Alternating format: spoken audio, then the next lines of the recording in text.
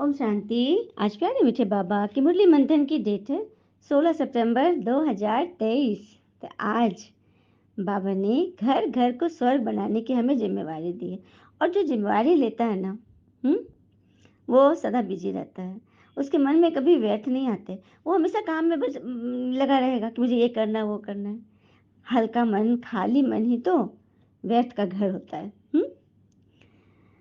तो सुनते हैं बाबा की वाणी। बाबा कह रहे हैं, घर घर को स्वर्ग बनाने की जिम्मेवारी तुम बच्चों की है। सबको पति से पावन होने का लक्ष्य देना है, दैवी गुण धारण करने हैं। तो दैवी गुण धारण करेंगे तभी तो स्वर्ग चलेंगे ना, पावन दुनिया में। और सबको बनाना भी है, यही तो हमारा लक्ष्य है।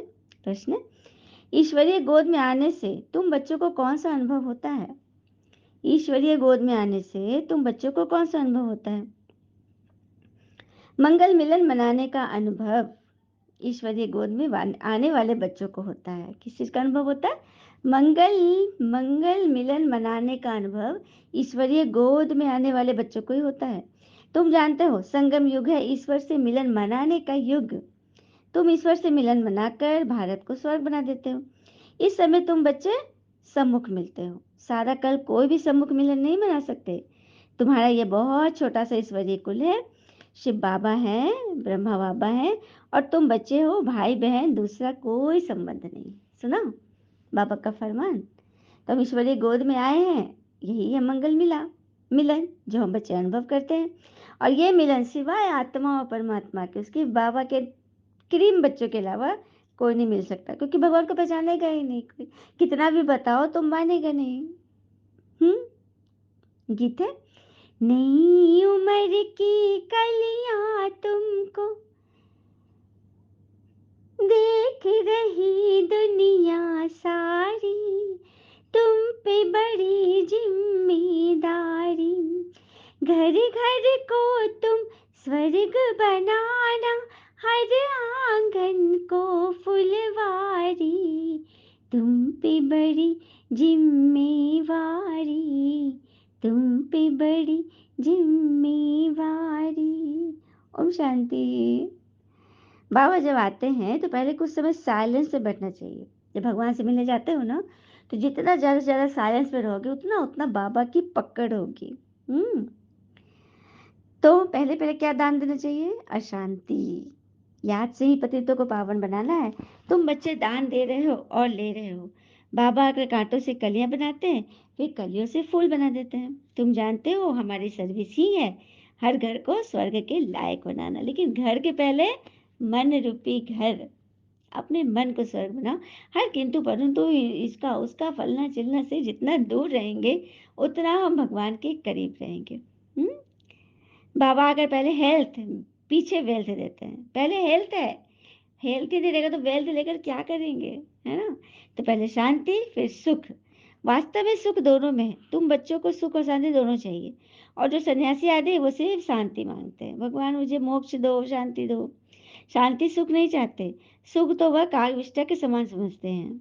इतना उसका फर्क है। कहते हैं सुख तो काग विष्टा समान है। आगे पॉइंट आई क्या? सन्यासी बहुत करके शांति चाहते हैं मुक्ति के लिए। अब मुक्ति तो दूसरा कोई दे ही नहीं सकता। मुक्ति का धाम का घर ही नहीं मालूम किसी को। बाबा कहाँ से आते, किस रूट से आते हैं, नहीं मालूम। फिर बाबा कहते लक्ष्मी नारायण के मंदिर में जाकर उनकी महिमा करते थे ना। समझते हो, भारत के मालिक थे। भारत स्वर्ग था, यह भी महसूसता आती है, परंतु हवा के मुआफिक चले चले ना बिगड़ जाता है। समझते तो है, भारत में लक्ष्मी नारायण के कितने मंदिर बनते हैं, और उन्हों की राजधानी भी नहीं। महाराजा महारानी कहा जाता है।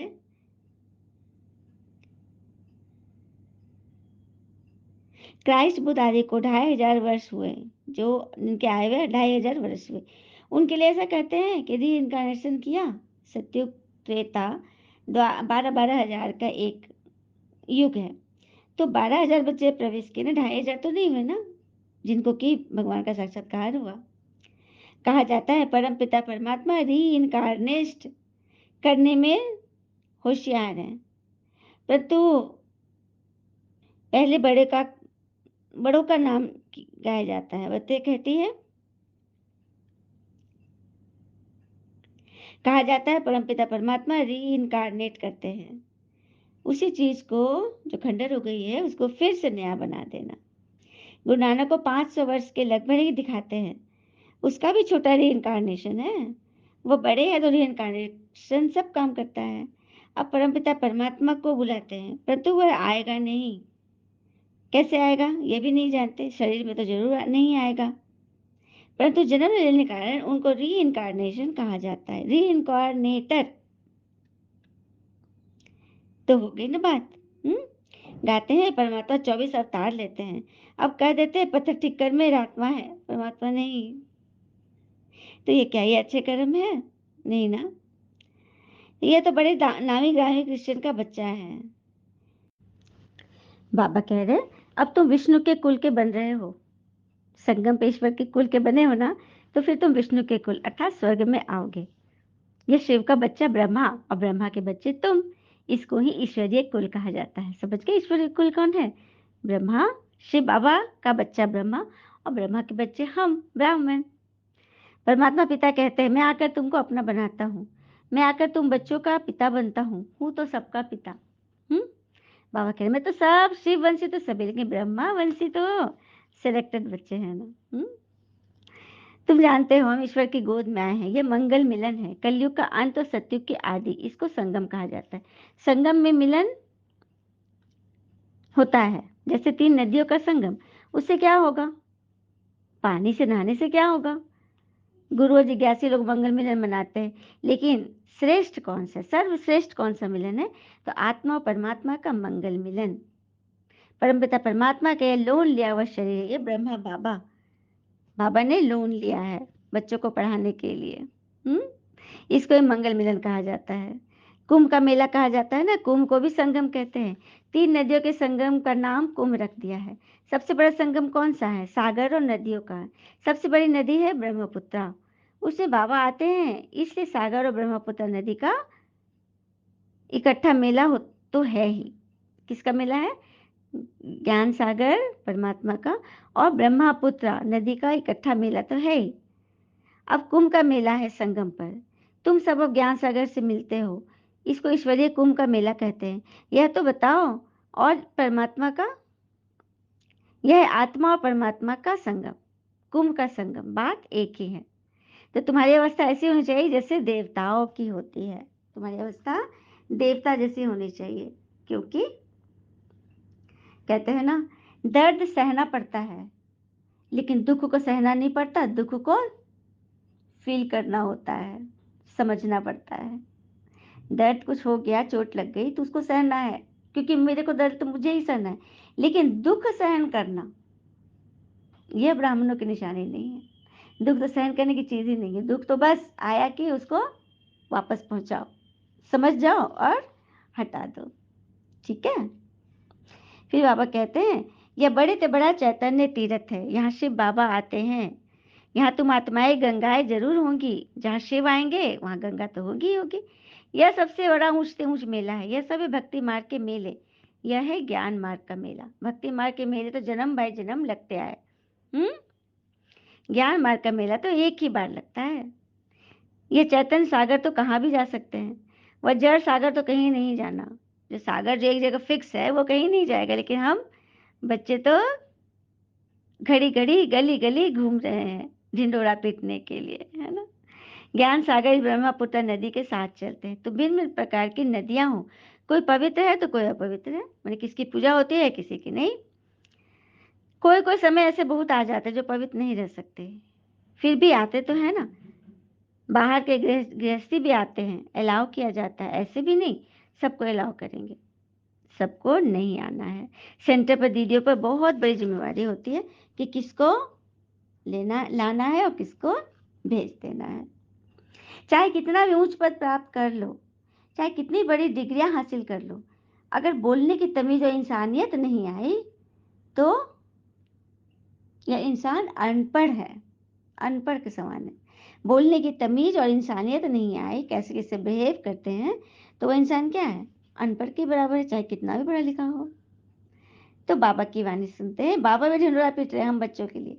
नरक का विनाश, स्वर्ग की स्थापना होती है, जो कल पहले आए थे वही पंजाबी, कोई पारसी, उनको बाबा निमंत्रण देते हैं। बाबा गाया हुआ है, ढिंढोरा पीटने में भी हर्जा नहीं है। तुम्हारा चित्र भी बड़े अच्छे अच्छे हैं, अभी तुम मंदिर लायक बनते हो। सब भूतों को निकालने में बड़ी मेहनत करनी है। लक्ष्मी तथा नारायण को वरने लिए विकारों का अवगुण मात्र भी होगा तो हार खा लेंगे। माया का मोह भूत थप्पड़ मार देगा, संग दोष लग जाएगा तो फिर नीचे से ऊपर उठने में टाइम लगेगा। ब्राह्मण कुल सर्वोत्तम गाया हुआ है ना, उन ब्राह्मणों को भी तुम ज्ञान दे सकते हो। ब्राह्मण है उत्तम चोटी, ये संगम युगी ब्राह्मण ही फिर देवता बनते हैं। पहले तो देवताओं से भी ऊंच ब्राह्मण है, ब्राह्मण सबसे ऊंचे। ब्राह्मण तो फरिश्ता, फरिश्ता सो देवता, देवता सो क्षत्रिय, क्षत्रिय सो वामन, और वामन सो गुरुदेव। यह रेशियो है। चोटी तो ऊंची ठहरी ना। ब्राह्मणों को भी ये समझा सकते हो, तुम हो ही सच्चे। सच्चे सच्चे ब्राह्मण संगम युगी पर मुख वंशावली बनते हैं। सच्चे सच्चे ब्राह्मण मुख वंशावली पूज्य स्वरूप से बनते हैं। तुम उन नागरिकों से या ब्राह्मणों से भी समझ सकते हो, तुम तो हो ही सच्चे सच्चे ब्राह्मण, संगम योगी ब्राह्मण। मीठी मीठी सिकलते बच्चों वाली, माता पिता बाप दादा को याद प्यार और गुड मॉर्निंग। रूहानी पिता को, रूहानी बच्चों को नमस्ते। धारणा के लिए मुख्य सार, पहली पॉइंट, अंदर के अवगुणों को जांच कर उनको निकालना है। अब अंदर के अवगुण कैसे होते हैं, चलिए कमल का दृष्टांत ले। कमल फूल सब दिखाई दे रहा है सबको। देखो, योग क्या है, जो मैं आत्मा बोलते जा रही हूँ, आप सब मन बुद्धि की आंखों से, खुली आंखों से देखते जाए तो देखिए कीचड़ कमल में खिल रहा है। अच्छा, कमल कीचड़ में रहता है तो ये क्या है उसका, ये उसका भाग्य है जो पिछले कर्मों के हिसाब से कीचड़ में रहने का मिला है। लेकिन लेकिन वो क्या करता है, अपने कर्म से अपने भाग्य को ऊंचा उठा देता है। सुना, भाग्य है, संसारिकता में है, केओस में है, इसका उसका हो रहा है, उसमें है, मतलब कीचड़ में है। लेकिन उस कीचड़ में भी अपने आप को अछूता रख के 1 फीट ऊपर उठते हैं, तब कमल खिल जाता है। और ये कमल कभी उस अपने भाग्य का रोना नहीं रहा कि मैं कमजोर हूँ, मेरा कोई नहीं पूछता, मुझसे मान नहीं लिया गया, मैं ये हूँ, मैं वो हूँ, मैं ये बीमार हूँ, कभी नहीं सोचता है। लेकिन फिर भी वो भगवान के चरणों में अर्पित होता है, भगवान के सर का ताज बनता है। हाँ, और उनके नैनो नैनो से कमल की तुलना की जाती है, उनके नैनो से कमल को इतना मान दिया गया है। तो क्या हम अपने जीवन में ये नहीं सोच सकते, कई बार हमारे आसपास हमारा परिवार, हमारे बच्चे, हमारे सगे संबंधी, मित्र आदि भी हमसे अपोजिट नेचर के होते हैं, लेकिन उसमें भी हमको एडजस्ट करना है। हम माहौल नहीं बदल सकते, हम लोगों को नहीं बदल सकते, हम खुद को तो बदल सकते हैं ना। और कहते हैं ना, हम जितना ऊंचा उठेंगे, जितना पक्का रहेंगे, उतना दुनिया छोटी होती जाएगी, क्योंकि उसकी कीमत से हम बहुत बहुत बहुत ऊपर उठ रहे हैं। वो उसकी कीमत नहीं लगा सकता तो वो अपने आप नीचे हो जाएगा। आप परवाह मत करो कि लोग मेरे लिए ऐसा सोचते वैसा सोचते, तुम अच्छा सोचो बस। आखिर में वो थक कर हार जाएंगे और आपका था ना एक पोस्ट बहुत सुंदर, अपने मन बुद्धि को ना ज्ञान से हमेशा लोडेड रखो। कोई आपसे वैर तो बहस करने नहीं आएगा, हाथ जोड़ेगा कि नहीं नहीं, आपसे तो हम कुछ बोल ही नहीं रहे हैं, साफ बात है। आप मुस्कुराते रहते हो, आप वो कुछ भी तेरा बोल रहा, आप मुस्कुरा रहे हो, सामने में नहीं मुस्कुराई, अंदर अंदर बाबा से बातें करते रहिए। ये है अनुभव। तो ऐसा करेंगे ना तो सारे अंदर के अवगुण निकल जाएंगे। अभी धारणा थी ना, अंदर के अवगुणों की जांच कर उन्हें निकालना है, संग दोष से अपनी संभाल करनी है, देवताई गुण धारण कर स्वयं को लायक बनाना है। दूसरी पॉइंट, घर घर को स्वर्ग बनाने की सेवा करनी है, भूतों को बाबा की याद से भगाना है। जैसे भूत आता है तो कैसे भगाते हैं, ओझा गुनी करते हैं ना, तो ये सब जो मुरली वो ओझा गुनी है, वो मंत्र है जो हमें हर विघ्न से बचाता है। बाबा के साथ मंगल मिलन मनाते रहिए। वरदान, अपने अनादि संस्कारों को इमर्ज कर सर्व समस्याओं को पार करने वाले उड़ता पंछी भव। अपने अनादि संस्कारों को इमर्ज कर सर्व समस्याओं को पार करने वाले उड़ता पंछी बनते हैं। तो अनादि संस्कार क्या है, अनादि अर्थात आत्मा की स्टेज, बिंदी रूप। चलिए सभी फील करते हैं, 1 मिनट आराम से बैठ जाएं। एकदम चारों तरफ से मन बुद्धि को हटा लें। देखिए, जब आप शांत बैठेंगे ना, तो बहुत सारी बातें आएँगी। 1 आया, 2 आया और पता है, एक डॉग है ना 1 मिनट में 25-26 साँसें लेता है और कछुआ 1 मिनट में 4 साँसें लेता है और मनुष्य 15-16। तो कम से कम हम 15-16 से 10 तक तो आ जाएँ, तो लंबी आयु होगी। कछुआ कितनी लंबी जीता है और डॉग कितना कम जीता है और मनुष्य भी एवरेज ही लाइफ जीते हैं। तो कम से कम साँस कब होगा पता है? जब आपके नेगेटिव थॉट्स निकल जाएँगे, सारा मन से कचरा निकल जाएगा और एक डीप लंबी गहरी साँस लीजिए।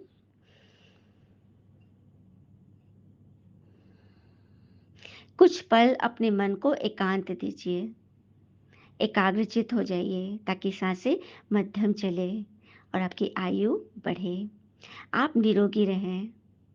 तो मन बुद्धि से सारा कचरा हट गया, श्वासों पर केंद्रित करें और उसके बाद दोनों भ्रुकुटी के बीच एकाग्रचित से मन की आँखों से अपनी आत्मा को देखने का प्रयास कीजिए।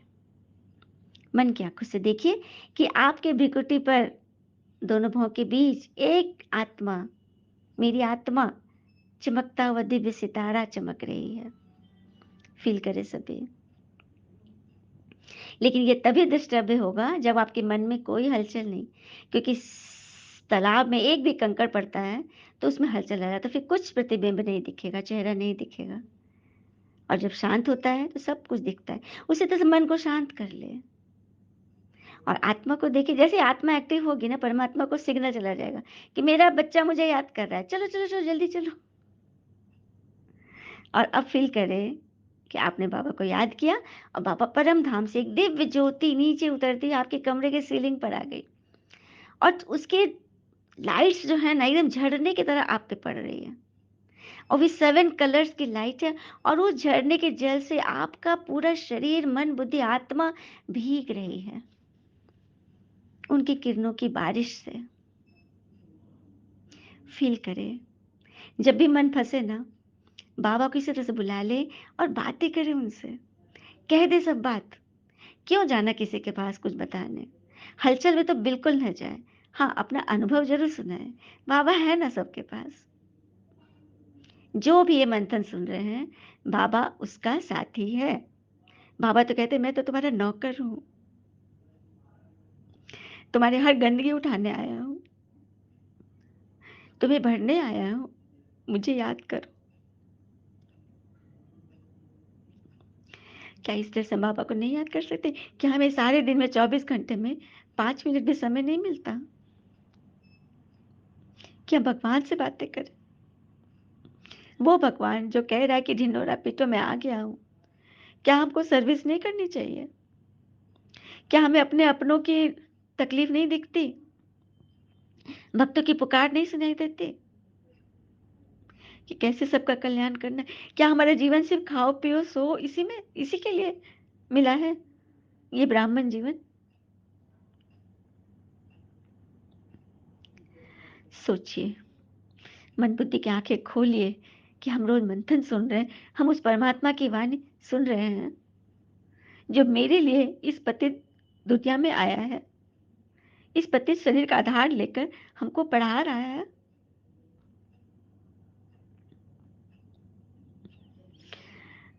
ये सोचने की बात है। तो इस तरह से हम बाबा से बातें कर लें, जो भी प्रॉब्लम, किसी ने कुछ बोला, कुछ हुआ, किसी थर्ड पर्सन को सुनाने से पहले, किसी देहधारी को, मनुष्य को सुनाने से पहले भगवान को बुलाएं और उनसे बातें करें और रात में उनको लेटर जरूर लिखें। कोई भी बात है ना, उनको बता दें और चुपचाप चैन से सो जाए। जैसे छोटा बच्चा सब कुछ माँ बाप को बताकर बच्चा निश्चिंत हो जाता है। बस भगवान हमसे वही चाहते हैं कि मेरा छोटा बच्चा बन जाओ। मैं आया हूं तो तुम जिम्मेवारी बोझ क्यों लेते हो?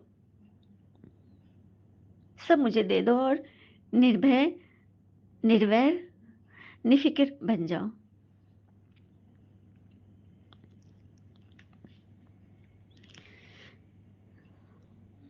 घर घर को स्वर्ग बनाने की सेवा करनी है। क्या सिर्फ़ हम अपने मन को स्वर्ग बनाएँ? और मेरे अपनों का क्या होगा? मेरे मित्र संबंधी, मेरे देश का क्या होगा? बाबा तो हमें विश्व कल्याणकारी बोलते हैं ना, और हम कहाँ तक हैं? क्या कर रहे हैं? बाबा के साथ मंगल मिलन मनाते रहो। अपने अनादि संस्कार को इमर्ज कर सर्व समस्याओं को पार करने वाले उड़ता पंछी बन जाते थे। यही है हमारा अनादि संस्कार, कि मैं आत्मा हूँ और सामने वाला भी आत्मा है। किसी का कोई दोष नहीं है।